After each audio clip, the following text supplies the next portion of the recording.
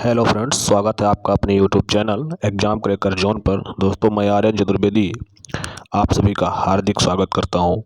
दोस्तों, मैं MP GK का सीरीज स्टार्ट कर चुका हूं। हर कम्पिटिटिव एग्ज़ाम के लिए जो मध्य प्रदेश से रिलेटेड एग्ज़ाम हैं, तो मेन फोकस एमपीपीएससी को ध्यान में रखते हुए मैं वीडियो स्टार्ट कर रहा हूं। और ये मेरा तीसरा वीडियो है। मैं पूरा सिलेबस कंप्लीट करवाऊंगा दोस्तों, तो लाइक, सपोर्ट और चैनल को सब्सक्राइब करें दोस्तों। चलिए दोस्तों, पिछले वीडियो में हमने मध्य प्रदेश का देशांतरी और अक्षांशीय विस्तार हमने पढ़ा था दोस्तों। आज का जो हमारा वीडियो है वो मध्य प्रदेश का गठन क्रम, मध्य प्रदेश के गठन के बारे में हम पढ़ेंगे दोस्तों। मध्य प्रदेश का गठन 15 अगस्त 1947 से 1 नवंबर 1956 तक की स्थिति हम पढ़ेंगे। और 1 नवंबर 1956 की स्थिति और 1 नवंबर 2000 की स्थिति और वर्तमान स्थिति, ये चारों स्थिति हम पढ़ेंगे डिटेल से दोस्तों। हमारा मध्य प्रदेश जब हमारा भारत आज़ाद हुआ तो उस समय से 1956 तक कैसा था, क्या स्थिति थी, वो जानेंगे। और 1956 1 नवंबर 1956 से जब छत्तीसगढ़ अलग हुआ, छत्तीसगढ़ नहीं, जब मध्य प्रदेश का गठन हुआ 1 नवंबर 1956 को, उस समय क्या स्थिति थी। और 1 नवंबर 2000 को जब छत्तीसगढ़ अलग हुआ तो क्या स्थिति थी, और वर्तमान में क्या स्थिति है, ये सारी चीज़ें हम इस वीडियो के माध्यम से जानेंगे। तो दोस्तों, मध्य प्रदेश की प्रशासनिक व्यवस्था 1947 से 1956 तक जो था, हमारा मध्य प्रदेश जब भारत आज़ाद हुआ तो 1947 से 1956 तक पार्ट ए, पार्ट बी और पार्ट सी में बटा हुआ था दोस्तों। पार्ट ए में सीपी बरार महाकौशल प्रांत और पार्ट बी में मध्य क्षेत्र इंदौर, ग्वालियर जिसकी राजधानी थी शामिल था। पार्ट सी में बघेल खंड, जो हमारा दोस्तों पार्ट ए है उसका नाम था सीपी बरार, पार्ट बी का नाम था मध्य क्षेत्र और पार्ट सी का नाम था बघेल खंड। दोस्तों, पार्ट ए महाकौशल क्षेत्र था जिसको सीपी बरार भी कहते थे। इसके मुखिया पंडित रविशंकर शुक्ला थे और इसकी राजधानी नागपुर थी। दोस्तों याद रखिएगा, क्वेश्चन में इम्पॉर्टेंट क्वेश्चन है, आया हुआ एग्जाम में एमपीपीएससी में ये प्रश्न पूछा गया था। पार्ट ए की राजधानी क्या थी, तो पार्ट ए की राजधानी नागपुर थी। सीपी बरार महाकौशल क्षेत्र, मुखिया कौन थे, पंडित रविशंकर शुक्ला। दोस्तों, पार्ट बी मध्य क्षेत्र, इसकी राजधानी 2 थी, इंदौर और ग्वालियर। 6 महीने के लिए हुआ करती थी इंदौर और 6 महीने के लिए ग्वालियर। इसके मुखिया जीवाजी राव सिंधिया थे दोस्तों। पार्ट सी में आता था बघेलखंड, जिसके जो मुखिया थे वो शंकर दयाल शर्मा थे और इसकी राजधानी रीवा थी दोस्तों। तो एक बार आपको रिवाइज करवाता हूँ। Part A CP Berar Mahakoshal क्षेत्र, मुखिया पंडित रविशंकर शुक्ला, राजधानी नागपुर। पार्ट बी मध्य क्षेत्र, मुखिया जीवाजी राव सिंधिया और राजधानी इंदौर और ग्वालियर। पार्ट सी बघेलखंड, राजधानी रीवा और मुखिया शंकर दयाल शर्मा। दोस्तों चलिए स्टार्ट करते हैं। मध्य प्रदेश का गठन 15 अगस्त 1947 को देश स्वतंत्र हुआ। जब हमारा देश स्वतंत्र हुआ, स्वतंत्रता के समय देश में लगभग 552, सॉरी यहाँ मिस्टेक हो गया है, 552 या 562 छोटी बड़ी रियासतें थी दोस्तों, जिनके एकत्रीकरण का कार्य सरदार वल्लभ भाई पटेल द्वारा किया गया। दोस्तों यहाँ 562 लिखा हुआ है, कहीं कहीं 552 भी देखने को मिलता है, तो आप इसको देख लेंगे और कमेंट में बताएंगे दोस्तों जो भी सही होगा। 15 अगस्त 1947 को देश स्वतंत्र हुआ। स्वतंत्रता के समय देश में लगभग 562 छोटी बड़ी रियासतें थीं, जिनके एकत्रीकरण का कार्य सरदार वल्लभ भाई पटेल द्वारा किया गया दोस्तों। किंतु 3 रियासतें ऐसी थी जो स्वेच्छा से भारत में विलय स्वीकार नहीं किया, जब वल्लभ भाई पटेल हमारे प्रधानमंत्री भूतपूर्व एकत्रीकरण कर रहे थे तो उस समय 3 ऐसी रियासतें थी जो भारत में मिलना स्वीकार ही नहीं किया। उनके नाम थे जूनागढ़ रियासत, और उनको जिस प्रकार भारत में मिलाया गया उसको आप लोग को मैं बताऊंगा। जूनागढ़ रियासत, हैदराबाद रियासत और जम्मू कश्मीर 3 रियासत थी जो भारत में मिलना स्वीकार नहीं की। तो इनको किस प्रकार भारत में मिलाया गया, चलिए जानते हैं। जूनागढ़ रियासत गुजरात में आता है। जूनागढ़ गुजरात में जूनागढ़ रियासत का नवाब जो था पाकिस्तान में मिलना चाहता था, लेकिन वहाँ की जनता ने जनमत संग्रह से भारत में विलय स्वीकार किया। यानी जूनागढ़ रियासत को जनमत संग्रह के द्वारा भारत में विलय किया गया दोस्तों। अगला है दोस्तों हैदराबाद। हैदराबाद को ऑपरेशन पोलो चलाकर पुलिस कार्रवाई द्वारा मिलाया गया। दोस्तों हैदराबाद को पुलिस कार्रवाई के द्वारा ऑपरेशन पोलो चलाकर भारत में विलय किया गया। अगला है जम्मू कश्मीर। जम्मू कश्मीर को 26 अक्टूबर 1947 को विलय पत्र पर हस्ताक्षर के माध्यम से मिलाया गया, लेकिन वहाँ के महाराजा हरि सिंह ने कश्मीर के लिए विशेषाधिकार की मांग रखी।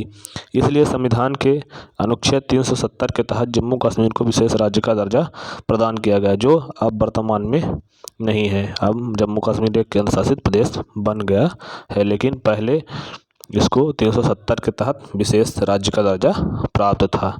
तो याद रखिएगा, हमारा देश जब आज़ाद हुआ 1947 को, 15 अगस्त 1947 को आज़ाद हुआ था, उसके 2 महीने बाद लगभग अक्टूबर में 26 अक्टूबर 1947 को विलय पत्र के हस्ताक्षर के माध्यम से जम्मू कश्मीर को भारत में मिलाया गया था।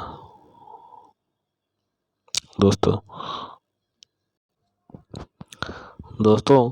अंग्रेज़ मध्य प्रदेश को सेंट्रल इंडिया कहकर संबोधित करते थे, इसलिए मध्य प्रदेश को हृदय प्रदेश भी कहा जाता है। दोस्तों चलिए मध्य प्रदेश की प्रशासनिक व्यवस्था देखते हैं। 1947 से 1956 तक क्या स्थिति थी। तो पार्ट ए जो था, तो इसमें 261 रियासतें थी, और पार्ट बी में 275 रियासतें थी, और पार्ट सी में 61 रियासतें थी, और पार्ट डी में द्वीप एवं द्वीप समूह आते थे। ये क्वेश्चन आया हुआ है कि पार्ट डी में क्या आते थे, तो द्वीप एवं द्वीप समूह आते थे। 216, 275 और 61 रियासतें याद रखिएगा। पार्ट ए में 216, पार्ट बी 275, पार्ट सी 61 और पार्ट डी द्वीप एवं द्वीप समूह। स्वतंत्र भारत में भाषाई, क्षेत्रीय एवं प्रशासनिक आधार पर नए राज्यों की मांग की जाने लगी और कई आंदोलन प्रारंभ हुए।